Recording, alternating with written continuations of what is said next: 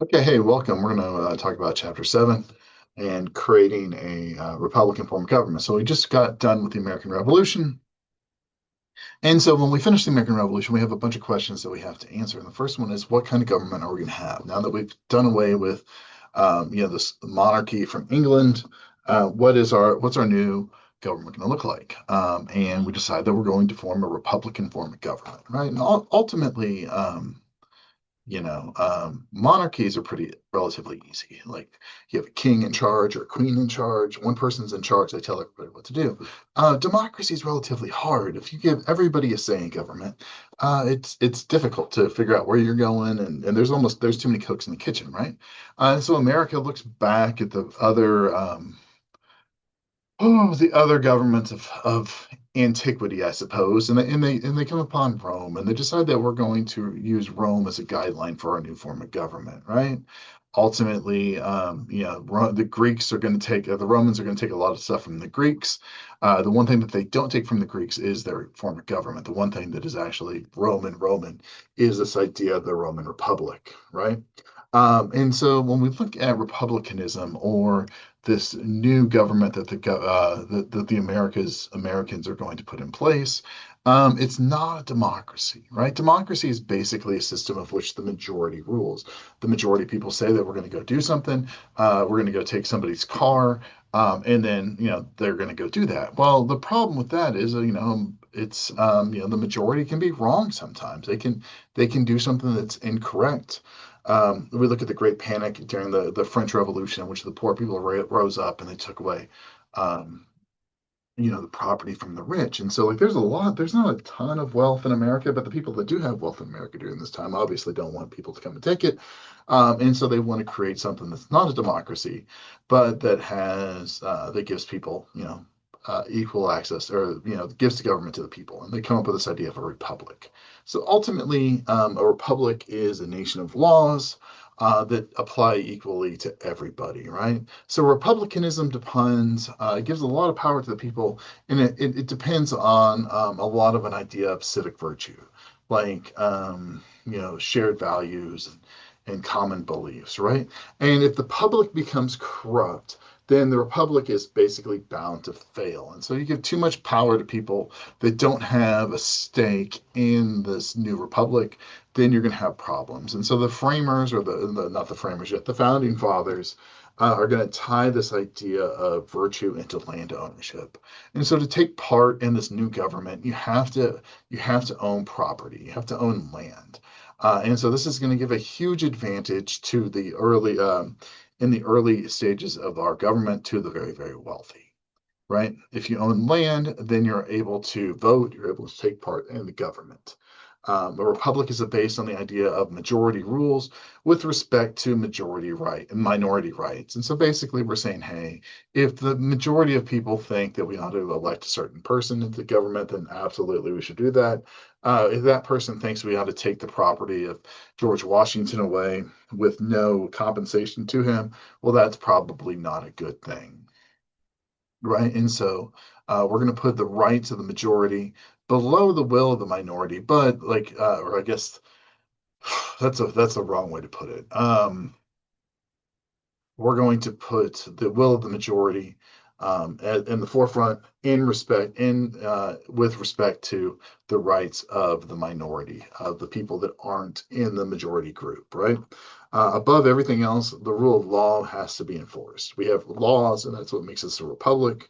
And ultimately, a republic is a government of laws, and not a government of men, as John Adams said. And John Adams will be our first vice president and our second president. Um, Women in this new republic are going to find that they don't really benefit from any of the advances in the revolution, right? They don't have a legal economic status. They really can't conduct business or own property without a husband's consent, especially if they're married, and the husband's going to control all the property of a wife, right? And interestingly enough, and in this lecture, or on in this online course, we're not going to get into it very much, but these letters between John Adams and Abigail Adams are very interesting when you look at the role of women in modern society. or in that society during that time frame. Adams and Abigail Adams are going to write a series of letters back and forth to each other, and it's interesting what they write back and forth. If you just look up on YouTube, go to there and go to YouTube and search for Abigail Adams, John Adams letters. You'll see lots of different examples of those readings, of people reading them, and it's worth it to see, right? So Abigail Adams basically argues that when we're creating this new government, that the people in power, the men in power, should remember that women, are in the state where they don't have power and they should be given some political rights. Right? That's her argument. Judith Murray argues that, hey, you know what? We're always going to have inequality between the genders, between the sexes, if we don't have equal rights to education.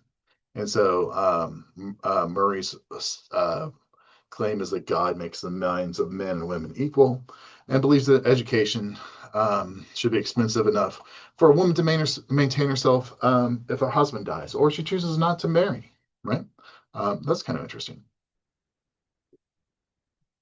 We have Mercy Warden, who publishes pamphlets during the time of the Revolution, arguing for the independence of women along with the nation, right? And she wants to put women alongside men, right? And so you have different calls. Like Abigail Adams is gently trying to nudge her husband into extending rights to women. Warren's arguing for equal access to education, and Murray's arguing for equal rights, right? Um, the advantage that all three of these women have is they have access to at least some education, and they come from wealth. They come from education, right? Most women in the colonies are not. They might be taught just enough to learn to read and write the Bible, or read the Bible, write and do some basic math. But other than that, education for women during this time frame is almost non-existent. However, when we found this new republic, we're going to call on women to be one of the main voices of instilling ideals of republicanism to our children, right? And so, in order to do this, there's some voices in the early American Republic that are going to argue for better education of women. One of those is going to be Benjamin Rush. Rush is one of the few gentlemen that signs the Declaration of Independence and the Constitution. I guess not one of the few, but he's one of the people that signs both. Okay. How does the revolution change race? Um, it really doesn't. African Americans are still seen as property in the South. They're seen as property in a lot of northern states. If they're not seen as property, they're definitely seen as second-class citizens. Native Americans really have no place in the this new America. They don't have legal rights to the lands that their tribes traditionally held. Um, and the founders are going to see this new republic in America as really a whites only, white republic. It's a republic for white men to create the rules and live by. Um, some of the ill feelings towards African Americans are going to come from slaves that tried to escape their bondage and fought for the British during the Revolution.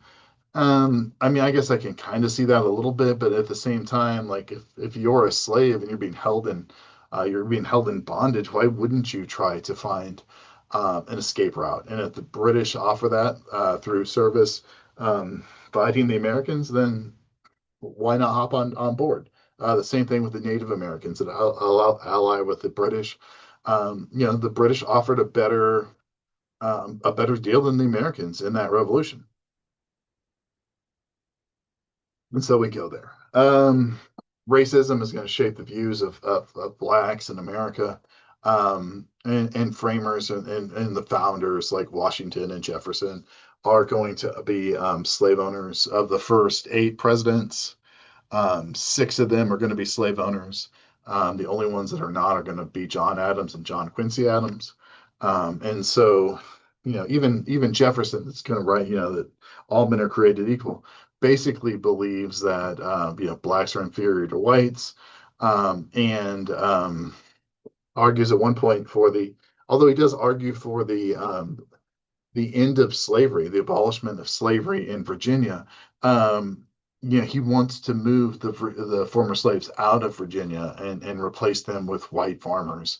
Um, Jefferson also, though, like he loses his wife at one point and takes a slave as his lover. Her name is Sally Hennings.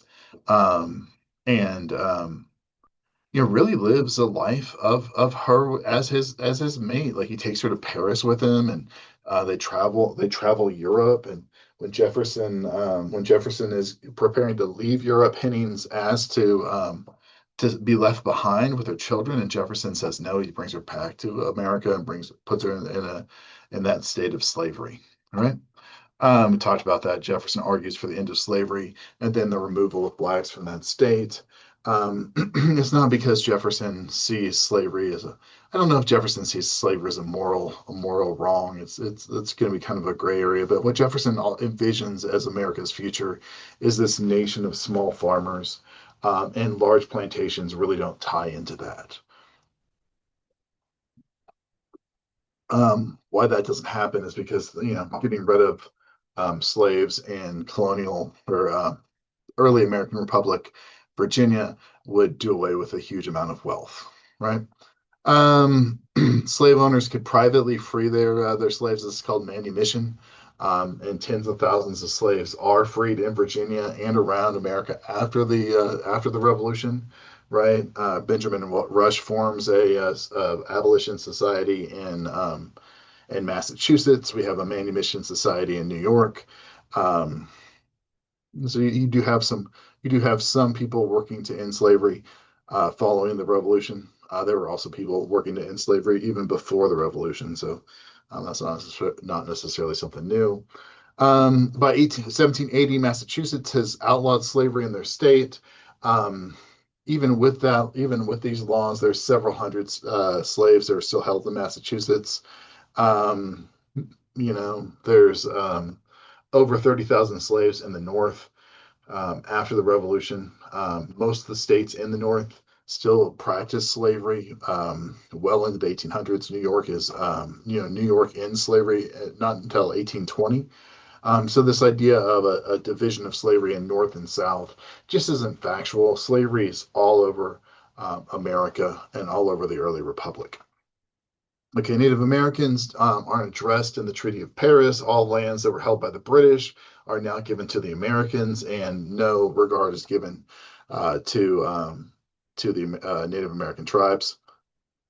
Um, we're there. The Americans are going to take up arms against the natives in order to gain lands west of the Appalachians, specifically like in the American Northwest, which is this is going to sound funny. The American Northwest at that point is Ohio and Michigan and Indiana, right?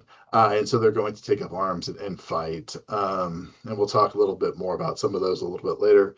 The Treaty of Greenville in 1795 gives America access to settlements in places like Ohio. It's going to lead to a flood of people moving to Ohio. Okay. After the revolution, the connection between the tax supported church and the individual states begins to wane away.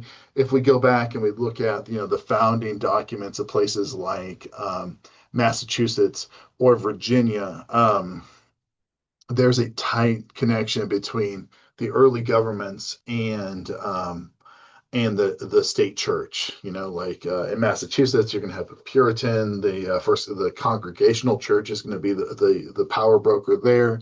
In places like Virginia, the Church of England is going to be very powerful.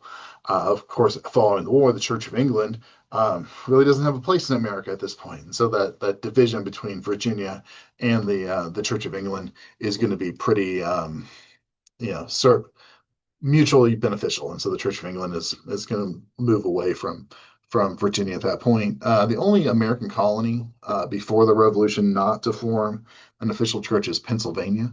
And as we go through this period of the early republic into the writing of the Constitution, this connection between individual states and religious churches, religious organizations is going to be diminished. Okay, from 1777, really even before that, I guess 1777 to 1791, the Articles of Confederation are going to be the law of the land. This is going to be the first organizing principles, organizing documents that are is going to put the American federal government in place, right? It's our first national government. The strengths of the Articles of Confederation are basically pretty simple. They protect states' rights. They give the state the power to protect individual rights, and it creates a very, very, very, very, very limited government. The only thing that the government really is allowed to do in order to generate income is to sell public lands. 1787, the Northwest Ordinance is passed, which allows the government to sell lands in the modern day Midwest, Ohio, Michigan, Indiana, Iowa, those types of places, right? And then it lays out the idea of statehood for new territories. Now, this sounds really good. I mean, like if you're coming from the point of view of the American um, Revolution, right? This type of government sounds really good. You just fought a war to end what you viewed as a tyrannical government from England. And so when you create a new government, you're going to want to make sure that there's plenty of limitations on their powers, right? And so you're going to create this weak federal government, create this limited government. You're going to give the power to the states, to the people most closely associated with the people that they govern. The problems with the Articles of Confederation is one, the federal government has such little power. They can't tax, they can't regulate trade, and this creates problems in the fact that all 13 different colonies have to compete against each other for foreign trade. Another weakness is that there's only one branch of government, so there's really no checks and balances on the power of that federal government, right? But it creates a government that's so weak that it can't respond to problems inside its borders or outside of its borders. The British, although they're defeated in the War of Independence, they keep their forts in the American West. The Spanish don't allow us to ship goods down the Mississippi through the port of New Orleans. And we have a federal government in name only. The tipping point for the Articles of Confederation is going to come in the middle of the 1870s. I'm sorry, the 1780s, uh, with the instance called the Shays Rebellion. Um, so here's what happens. The middle 1870, we have an economic depression. And America has a long series of booms and busts and booms and busts. In the 1780s, the war's over. We have a big bust. We don't have any money. We don't have trade with England. Business activity is going to slow. Wages and prices are going to drop. Unemployment's going to go through the roof. All these soldiers are coming home. There's not stuff, right? And so farmers in Massachusetts are facing property tax problems, and the fact that the government of Massachusetts is going to charge them taxes on the land that they own. And we have a gentleman, and when the farmers can't pay those taxes, the government begins to foreclose on their farms, right? We have a gentleman by the name of Daniel Shea, who was a U.S. Veteran. He was a leader of troops during during the Revolutionary War. He's never really paid. I mean, the guys that fight in the Continental Army are given Continentals, which is a form of paper money that's basically worthless. Massachusetts won't accept Continentals as payment of income tax or property tax. There's no gold and silver in the economy. And so these farmers are losing their property. Daniel Shea leads a small group of guys in an armed rebellion against the state of Massachusetts, right? Ultimately, this rebellion is unsuccessful. But here's the problem. The governor of Massachusetts tries to put down Shays' rebellion by raising up a national militia. The problem is, Articles of Confederation doesn't give the federal government power to do that. Doesn't give the federal government the ability to respond to this uprising. And the Massachusetts governor actually has to go out and hire a private militia out of his own pocket, has to pay for it out of his own pocket. And so it makes the American government look really, really weak. And so people believe that a strong government would be better to respond to civic unrest like like Shays' Rebellion, right? The Articles of Confederation has lots of different problems, and Shays' Rebellion basically showcases these, right? So in 1787, secretly, the movers and shakers of the American government uh, convene the Constitutional Convention. It's held in the summer of 1787 in Philadelphia, and the original goal is to revise the Articles. And when they do that, the states get together, and Rhode Island is like, I'm not even going to show up. That's dumb. And so without Rhode Island, you can't make changes to the Articles of Confederation because you need all 13 colonies. You need 100% agreement, unanimous agreement to bring about changes to the Articles, right? And so some delegates leave. Let's go back there. So once it's unable to once we're unable to change the articles, it's just kind of agreed that, hey, we're just going to wad this thing up and throw it away and we're going to start over. Right. And so when they do that, some people leave um, and it's going to create a bunch of problems. So we're going to start writing the Constitution. We're going to lay out the functions of government and the ideas of government. The first problem that's going to arise in this conversation is going to be the idea of representation. Large states like Virginia are going to want representation at the federal level to be based on population, regardless of House. And so we have James Madison, who's ultimately going to author much of the Constitution, and he's going to propose a bicameral legislature. A bicameral legislature means you have a Congress or a lawmaking body that has two houses. You typically have an upper house and a lower house. Ultimately, this is going to go through. Today we have the Senate, which is the upper house of Congress, and the House of Representatives, which is the lower, right?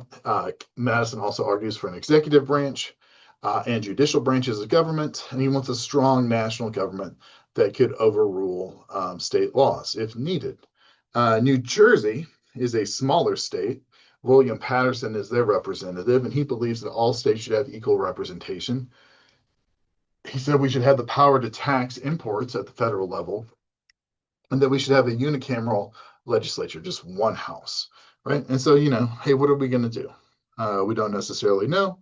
And Connecticut's Richard Sherman comes together with the Connecticut Compromise. Sometimes this is called the Great Compromise. Actually, you're probably more familiar with it as the Great Compromise than the Connecticut Compromise. But basically, this bicameral legislature, you have an upper house and a lower house. The upper house, everybody has equal representation. The lower house, you have proportional representation based on population. And so, upper house today is the Senate. Every state has two senators, right? The lower house is based on your population. Here in Kansas, we have four representatives. We have four congressional districts. I believe California is in the 40s. Wyoming has one. And so it depends on, California obviously has more population than Kansas or Wyoming, so they have more representatives. Wyoming has a very, very small population. They get one representative and two senators, right? So that's settled. We figured that out. That's a great compromise. All right. Well, now the southern states are like, well, if we're going to base something on population, should we count the enslaved individuals in our state? So slave states want to count enslaved Africans along with their white population, and northern states like New York or Massachusetts. That Massachusetts is outlawed slavery by this point, but they don't have as large of northern states. They don't have as large of slave population. Don't want to count slaves towards their population because it would give slave states like Virginia more political power than they probably should. The slave states are going to argue that holding slaves actually puts a burden on them, and therefore they should have greater representation because they have to clothe and care for these enslaved individuals. Now, population also played a role in the idea of taxes, and so we have a bunch of debt that's left over from the revolution, right?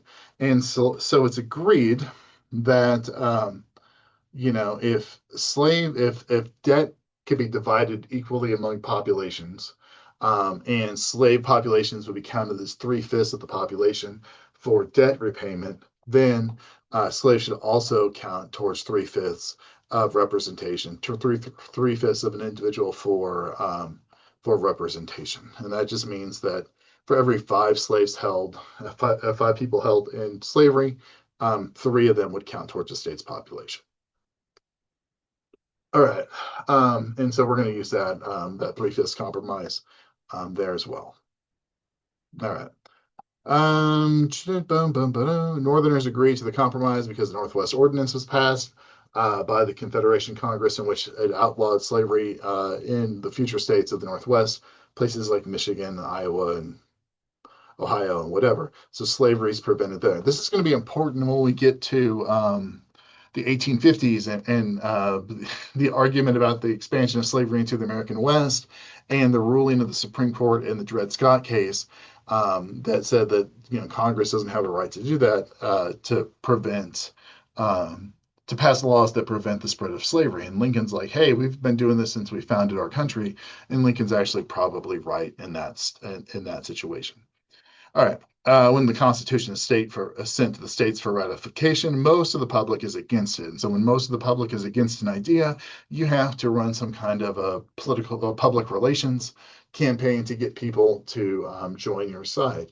In the 1700s, public relations are typically held through newspapers or through pamphlets. And so we have a massive campaign to gain public support. Those that believe in the powers of this new government and the powers of the larger federal government are going to be called Federalists. Those that oppose the new Constitution and want to have the power in at the state level, they're called Anti-Federalist. An easy way to remember this, if you're a history buff and this is kind of new to you, if this is, or a little bit confusing, one of the ideas behind the Civil War is the idea of states' rights, right? Um, it's really more about slavery, but a state's right to slavery. So when the South breaks away from the North, they want to create a new government with a weaker federal government. And so what do they want to return to? They want to return back to this Articles of Confederation, right? And the North ultimately wants to keep the Constitution. And so when the South leaves, they form the Confederate States of America. Well, that's a nod to the Articles of Confederation, right?